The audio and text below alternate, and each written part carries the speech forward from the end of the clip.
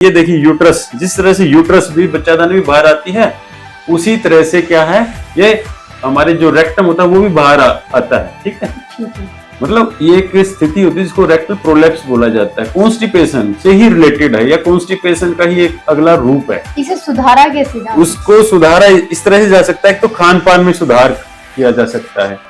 प्रत्येक दिन 8 किलोमीटर की सैर कीजिए, है ना, व्यायाम कीजिए, खाने पीने में ऐसा अनाज लीजिए जिसको हम सुपरफूड बोलते हैं।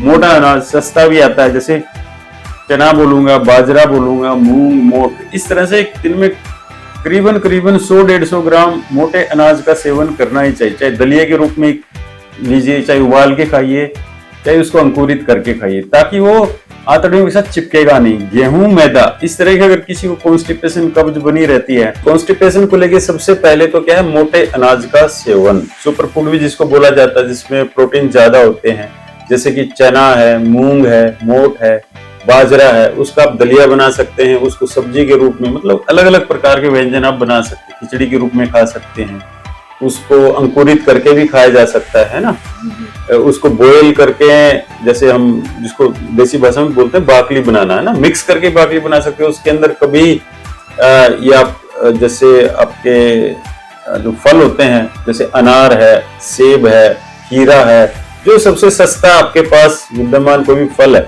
उसमें आप काट के उसमें डाल सकते हैं, है ना, उसमें हरी मिर्च, इस तरह से चीजें मिक्स करके आप खा सकते हैं, जिसमें मोटा अनाज भी हो, जिसमें प्रोटीन की मात्रा भी हो, है ना, जिसमें फल हो, जिसमें सलाद हो, ये सारी चीजें आप ले सकते हैं। ठीक है, बॉइल्ड कोई भी अनाज होगा वो आंतड़ियों के साथ कम चिपकेगा कम।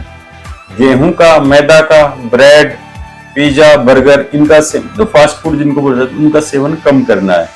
लगातार लंबी सीटिंग नहीं करनी है। लगातार आप लंबी सीटिंग रहेंगे तो आपको छोटी मोटी अर्ज होगी, मतलब आपको मल त्यागने की इच्छा भी पैदा होगी, तो आप भूल जाओगे, बीच में बिजी रहोगे। जैसे सिटिंग जॉब है, कंप्यूटर की जॉब है आपके पास, या आप फोर्सेज में है, पैरामिलिट्री में, मिलिट्री में है, या इस तरह का आप है कि आप बिजी इतने रहते हैं, ड्राइवर्स के साथ बहुत ज्यादा समस्या होती है। इसलिए समस्या नहीं होती कि उनके कोई हार्मोन्स के डिस्टर्बेंस हैं या फिर उनकी बॉडी में कुछ, उन्होंने अपनी जो आंतड़ियों की ट्रेनिंग ही इस तरह से कर दी कि एक ही बार जाना है टॉयलेट, तो भाई आंतड़ियां अपने आपके हिसाब से नहीं चलेगी। इंटेस्टाइन को या तो इस तरह की ट्रेनिंग मत दो कि वो एक बार निकलेगा तो ड्राई हो चुका होगा, सूख चुका होगा मल, तो उसको त्यागने में ज्यादा जोर लगेगा, है ना। ज्यादा जोर लगाएंगे तो वही होएगा कि ये रेक्टल प्रोलैप्स की समस्याएं लेके पेशेंट आते हैं फिर बाद में, है ना, जैसे ये बाहर तक आ जाते हैं। शुरू में वो सोचते हैं कि मस्से हैं, मस्से नहीं होते ये, कई बार ये म्यूकोसा मतलब उसका पार्ट होता है रेक्टम का।